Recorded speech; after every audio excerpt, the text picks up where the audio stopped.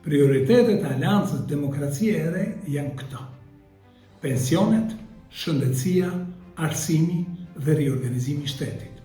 Për pensionet, kemi alternativën kryesore, pikën kryesore prioritare, rritja e pensionit në 40.000 lekë të reja, e cila do të vijë përmes një reforme të thellë në skemën e kontributeve dhe mbështetjes buxhetore. Sot pensioni minimal është poshtë kufirit mbjetesës.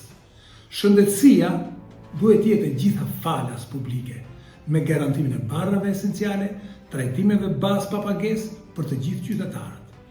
Arsimi duhet jetë cilësor dhe pa pagesë në gjitha nivelet, përmes reformës në kurrikula dhe rritjes së dignitetit të mësuesit.